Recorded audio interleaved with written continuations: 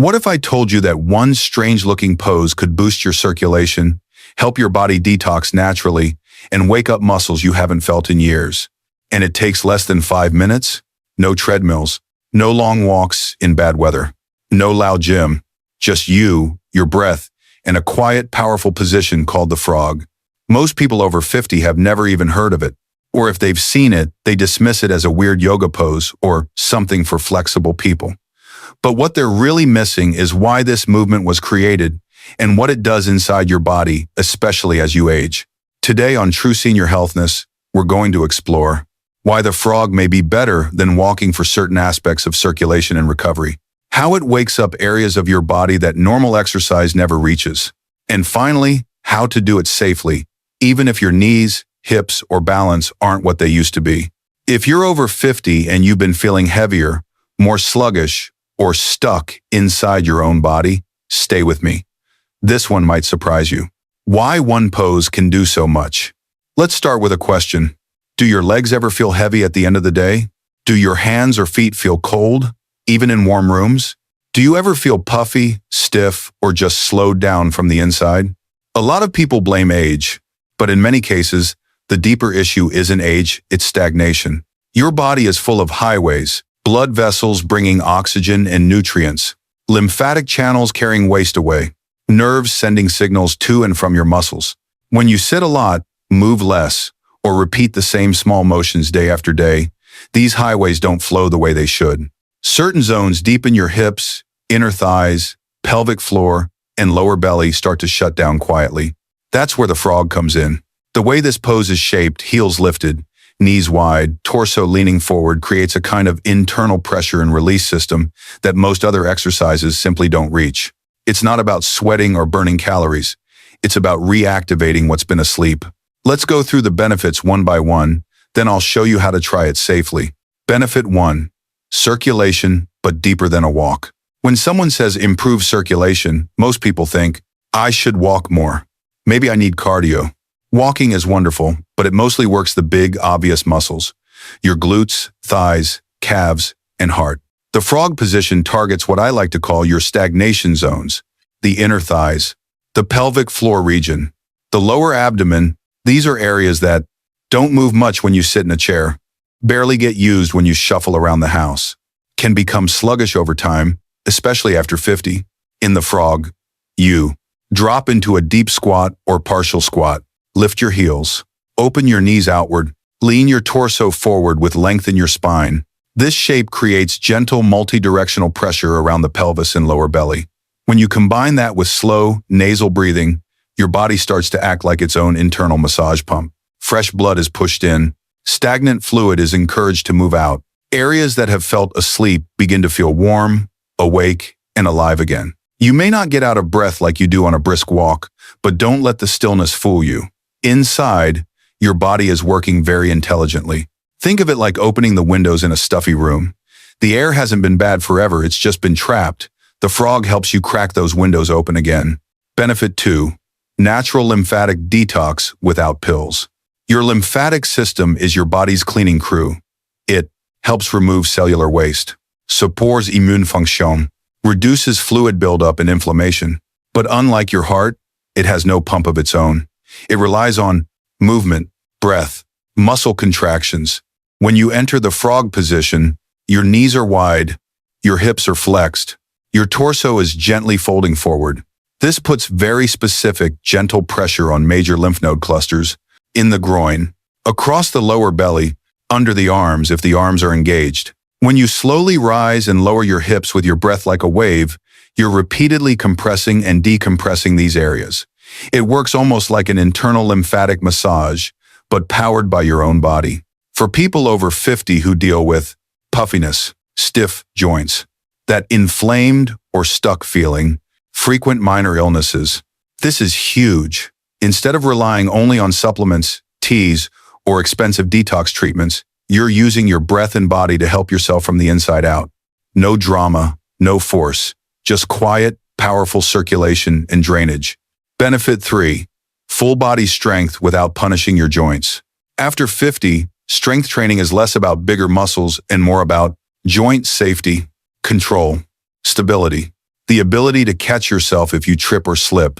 The frog looks like a stretch, but it's secretly a strength exercise. When you hold or gently move in this position, you're activating the muscles around your knees, deep stabilizers around your hips and pelvis, your ankles and feet, which must constantly make micro adjustments, your core and spine as they work to keep you from collapsing. And because your feet are on the ground and your body weight is distributed through multiple joints, it's what we call a closed chain movement. That means less sharp pressure through individual joints, more even load through muscles, tendons, and fascia. More real-life strength like getting out of a low chair or recovering from a stumble. This is resilient strength, not brute strength. The kind that helps you walk longer without feeling wobbly, climb stairs with more confidence, stand up from the floor or low seats more safely, all without machines or heavy weights. Mid-video pause, a quick favor for your future self. Before we go on, let me ask you something. Do you want more movements like this simple, quiet, joint-friendly tools that help you stay independent after 50? If yes, it would mean a lot if you'd take a moment to subscribe to True Senior Healthness, tap the notification bell, and, if you're comfortable, share this video with a friend or family member who's also worried about circulation, stiffness, or balance. This channel exists to help you stay strong, steady, and confident without being treated like a fragile object or a teenager in boot camp. All right, let's get back to the frog, because the next benefit is one almost no one talks about. Benefit 4, a gentle micro-massage for your organs. Most workouts talk about muscles, joints, calories, but your organs, your gut, bladder, reproductive organs, and supporting structures respond to movement too. When you flow in and out of the frog position, knees open, belly softly compressed as you lean forward, hips rising and lowering with the breath, you're creating a subtle compression and release effect in your abdomen and pelvis. That can help improve digestive motility, reduce a sense of bloating or heaviness in the belly, support elimination, balance pressure across the pelvic area. Your diaphragm also gets involved.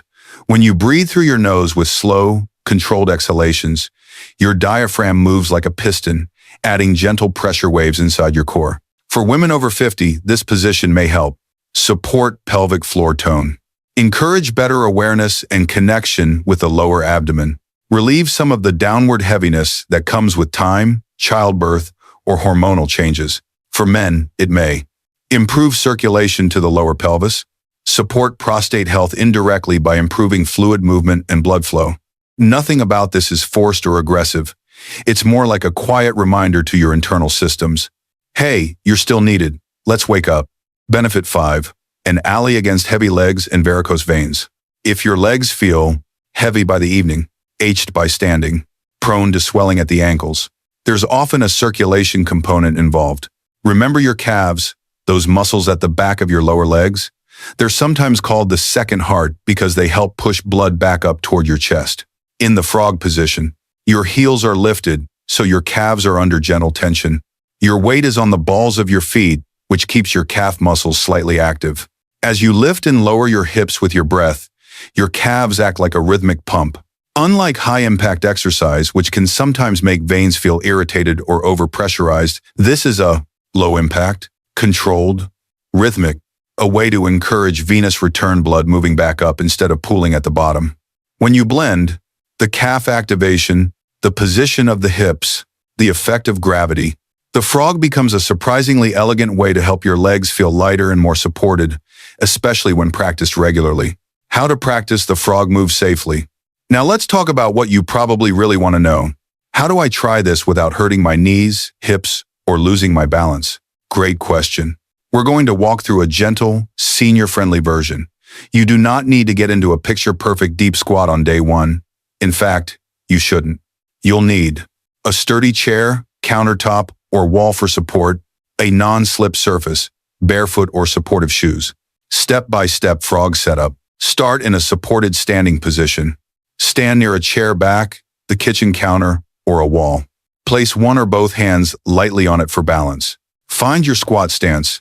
Step your feet a little wider than hip-width apart. Turn your toes slightly outward, just a little, not too much. You should feel stable, not stretched. Lower into a gentle squat. Slowly bend your knees and send your hips back, like you're about to sit on a low stool. Keep your chest lifted and spine long, not collapsing forward. Only go as low as feels safe and controlled for your knees and hips. Lift your heels slightly. When you're in your comfortable squat depth, gently rise onto the balls of your feet, lifting your heels off the floor. Keep your hands on the chair or counter if you need to. There is no prize for doing it without support. Open your knees and lengthen your spine. Let your knees gently move outward, creating space in the hips. Lean your torso slightly forward from the hips while keeping your spine long. Think proud chest, long back, soft belly.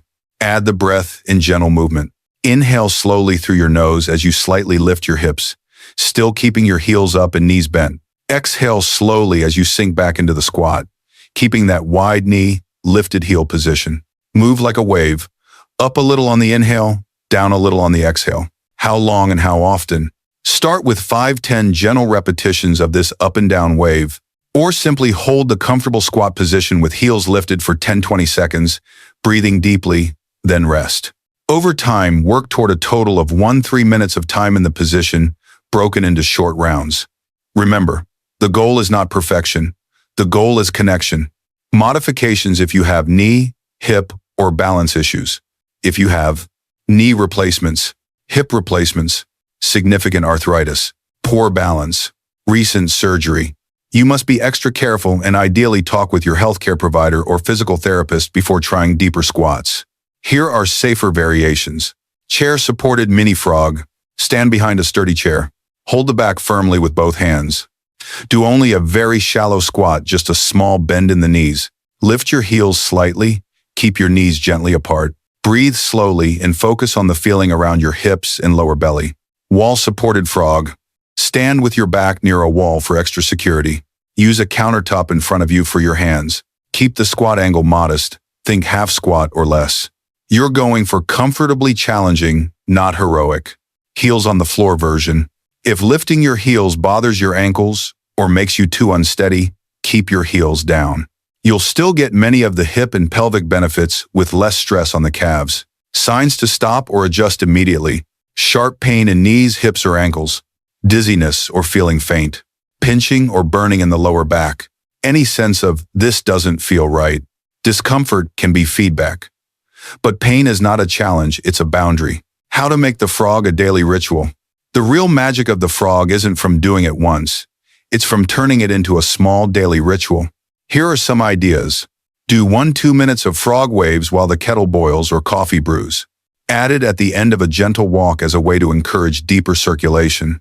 Use it as a pre-bed routine to calm your nervous system and release some tension from the hips and back. You don't need to time it perfectly. You don't need the perfect angle. What matters is that you show up, breathe deeply, move gently, listen to your body.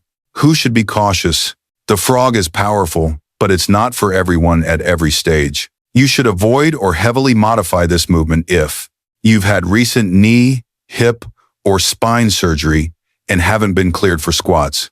You have uncontrolled dizziness, vertigo, or frequent falls. Your doctor has told you to avoid deep bending at the knees or hips. You have severe joint pain that flares with squatting. In these cases, talk to your doctor or physical therapist first. Ask if a supported, shallow version might be appropriate later.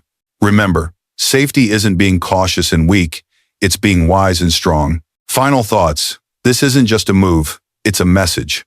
The frog move is not flashy. It doesn't require a machine, a membership, or a timer. You won't impress anyone at the gym with it, but that's what makes it so special. In a world full of noise, extreme workouts, and anti-aging gimmicks, this one asks you to slow down, tune in, and reconnect with how your body was designed to move. After 50, movement is no longer about chasing youth. It's about preserving vitality, protecting independence, and honoring the strength you still have. Every slow rise and fall in this position is like a quiet statement. I'm still here. My body still works. I can still grow stronger. You don't have to force it. You don't have to be perfect. You just have to begin. If this gave you a new way of thinking about movement or sparked even a small bit of curiosity, I'd love to hear from you. In the comments, tell me, what does vitality mean to you at this stage of life? Is it playing with grandkids, traveling, gardening, simply getting out of bed without pain? Your answer might be exactly what someone else needs to read today. Don't forget to like this video if it helped, subscribe to True Senior Healthness, and share it with someone who's tired of feeling stuck in their own body. Aging isn't something to fear. It's something to live through fully and wisely. Movements like the frog aren't just exercises. They're invitations to come home to your body again. And your body, even now, is still listening.